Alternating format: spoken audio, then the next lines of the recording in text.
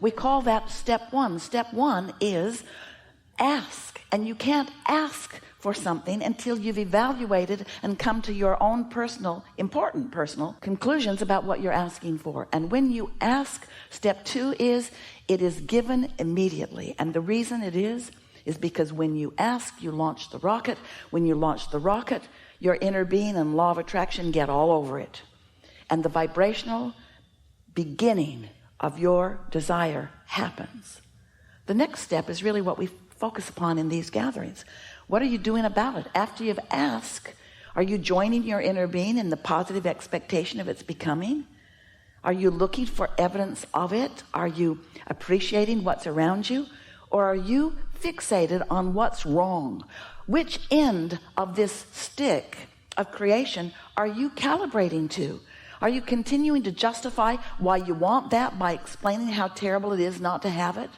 Are you joining together with other groups of people who are also in protest in the absence of what they want? Because when you are in that modality, you are not allowing, you're not letting in, you're not accomplishing step three. You're not receiving what you're asking for. In fact, you're resisting what you're asking for. And then step four is you just get really good at being in the receiving mode. And step five, our favorite really, takes a while to get there. Step five is when you're back in step one and you don't mind. You're back in step one and you understand the value of it. You're back in step one and you know you're sorting and sifting and calibrating, and you know the whole time you're writhing in the discomfort of what's wrong, you're creating an equivalent rightness of what's right. In other words, you understand that. And once you get the hang of this, once you are willing to acknowledge that feeling good is a good thing for you, once you acknowledge that your inner being is always aware of you, never apart from you, always rooting for you, aware of every engagement you have with every thought, word, or deed, aware of you, always aware of you, and while aware of you, having thoughts about you, pure, positive thoughts about you, thoughts of expectation, thoughts of success, thoughts of adoration, thoughts of your worthiness, thoughts of thankfulness for you playing your role in the expansion of the universe. And when you get crossways of those thoughts, like when you put yourself down or others, or like when you push hard against something unwanted, when you have those kinds of thoughts, then all that has happened is you've set up some resistance so that you're not in the receiving mode. Not in the receiving mode of what you want, not in the receiving mode of your connection with your inner being that feels like love and appreciation, not in connection with clear thoughts that stream from your vortex into your own mind. When you have resistance, you block the stream that's flowing to you. You block the good ideas. Your inner being knows where you stand in relationship to everything you desire. And it's constantly streaming awareness of how to get there. But if you're all balled up in what's wrong, you're not getting any of those messages. But it doesn't stop the messages. That's the thing that we most want you to understand. Your inner being is flowing to you at all times. The question is, are you in the receiving mode or not? Just going to offer you this one thought, and then off we'll go into what you want to talk about. Imagine the world, all of the population of your present world, and see them in a big arena, a really big arena. Call it Earth. But picture them all out on this. Esther sees them on a football field, a really big one. And there they are, all gathered together in clusters. There are Republicans clusters and Democrat clusters, and there are religious clusters of all manner, and all kinds of groups that have formed mostly in protection, and mostly because they misunderstand their power. They think that they get power from each other by getting into big groups. So they gather together in all of these groups, and we know that you can see those groups in your mind's eye, and in most cases the people in those groups are not very happy about the other groups. But what we want you to understand is that really there are only two groups in any point in time. Those who are in this moment under the influence of their source energy, and those who are in this moment under the influence of something else. That's all. In other words, they're either tuned in, tapped in, turned on, or they're not. That's all.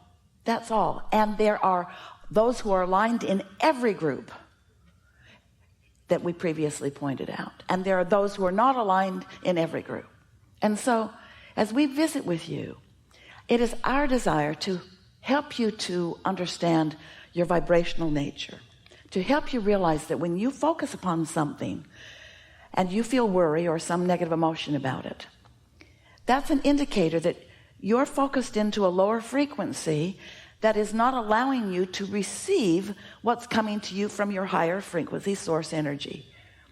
In other words, you can't set your radio dial on 101 AM and hear what's being played on 98.7 FM. The frequencies have to match up. You have to set your tuner, your receiver, to what's being transmitted. And so we just want you to understand that your vortex is transmitting to you at all times.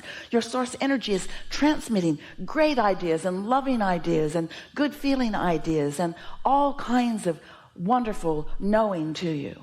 But you got to be in the receptive mode of that. And so we'll talk about some ways to do that. Our favorite is if you'll meditate every day for 15 or 20 minutes, you'll quiet your mind. If you quiet your mind, you'll stop all thought, which means you will stop all resistant thought. And once you do that, your vibration just naturally rises to the equivalency of your inner being. And it doesn't take much of that before streaming begins to happen. You begin getting ideas and hearing things and knowing things and getting answers to questions and solutions to problems. In other words, it's just such a delicious thing when you deliberately rise to the vibrational occasion of your source energy and allow yourself to be in those moments fully who you are.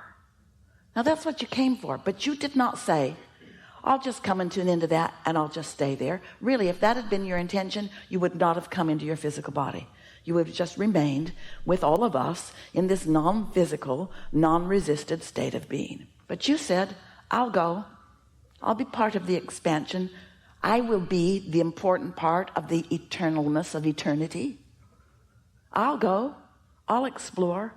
I will identify improvement and newness.